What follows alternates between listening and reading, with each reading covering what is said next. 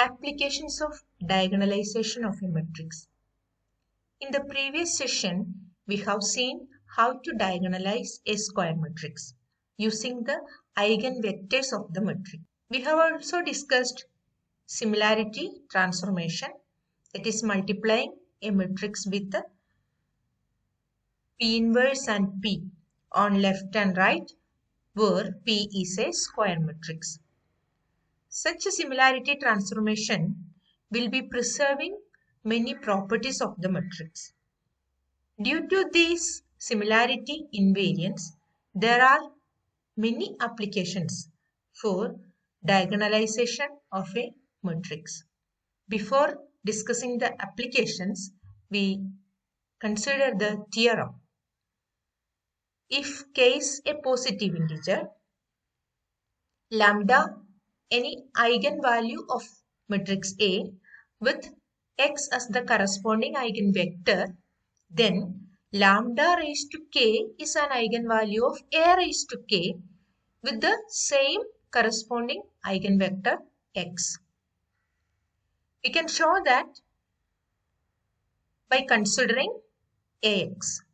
Since lambda is a characteristic root, Ax equal to lambda x. Multiplying on left with A into Ax equal to A into lambda x. So here, by applying associativity of matrix product, it can be written like A square x, which is equal to lambda times Ax. Again, Ax is replaced by lambda x. It reduces to A square x equal to lambda square x.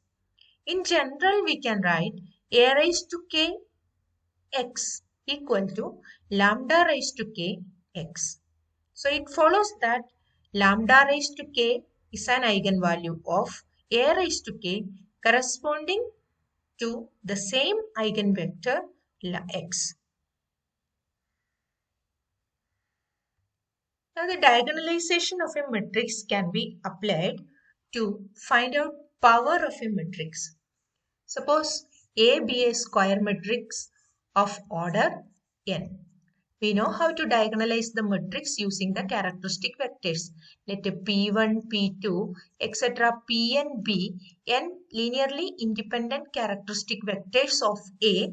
Then taking the matrix P with the P1, P2, etc. as Pn as columns, we can diagonalize the matrix. P inverse AP will be a diagonal matrix with its diagonal entries as the characteristic roots or eigenvalues of the matrix. Now, we have the equation P inverse AP equal to D. Multiplying P inverse AP with itself, equivalently on the right side it will be D multiplying with D. So this can be rewritten like P inverse A, P inverse AP equal to D square. Here the P inverse will be I. So this will be P inverse A square P equal to D square. In general, multiplying this P inverse AP n times, we can obtain P inverse A raised to n P equal to D raised to n. When D is a diagonal matrix with entries only in the, with non-zero entries only in the diagonal, then D square will be equal to lambda 1 square. Remaining elements will be 0 in the row. In the second row, diagonal element lambda 2 changes to lambda 2 square. Remaining elements will be zeros. Similarly, each of the diagonal elements will be raised to the power n and all the remaining elements will be zeros. Here, this n and this n need not be the same. Here, suppose there are we are raising it to the power m. Suppose we raise it to the power m. So d raised to m will be d raised to m will be all the diagonal elements raised to the power m, remaining elements are zeros. Last lambda n raised to m. So to find a raised to m, what we can do is consider this equation P inverse a raised to m P equal to d raised to m. So in that, multiplying both left side and right side with P and P inverse on left and right, it will be in the form P inverse a raised to m P inverse equal to P d raised to m P inverse. That means the left side becomes, these two factors will be identity matrix, and the left side it will be just a raised to m. It is equal to P d raised to m P inverse. So what we are getting is a raised to m equal to P d raised to m P inverse. And the d raised to m we can easily obtain taking the mth power of all the diagonal elements. Then a raised to m can be computed in this way. There are some other applications also for diagonalization of matrix. Before winding up the session, we define geometric and algebraic multiplicity of a matrix. First, we define algebraic multiplicity. Let A be a matrix, P and lambda be the corresponding characteristic equation of A. Let lambda naught be an eigenvalue of A. Then lambda minus lambda naught will be a factor of P and lambda. The order of the factor lambda minus lambda naught in P and lambda is called algebraic multiplicity of lambda naught. For example, let this lambda minus 1 all square into lambda minus 2 be the characteristic equation of a matrix A. Then here lambda minus 1 is a factor of order 2 in this polynomial. Therefore, 1 is a eigenvalue of order 2. So its algebraic multiplicity is 2. Lambda minus 2, it has power 1 only. Therefore,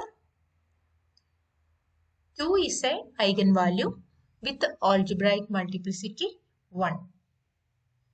We can define geometric multiplicity as the dimension of corresponding eigenspace. So in the eigenspace, number of linearly independent vectors is called its dimension, and it is defined as the geometric multiplicity of the eigenvalue. Usually or always, geometric multiplicity will be less than or equal to the algebraic multiplicity. So the fact is given as a theorem. If A is a square matrix, then for every eigenvalue of A, the geometric multiplicity is less than or equal to the algebraic multiplicity. Second statement, A is diagonalizable if and only if the geometric multiplicity of every eigenvalue is equal to the algebraic multiplicity. So we consider two examples to analyze the theorem. Here this is a 3 by 3 matrix. Its characteristic equation is given by lambda minus 1 into lambda minus 2 all square equal to 0. Here 1 is a eigenvalue with the algebraic multiplicity 1 since the power is 1.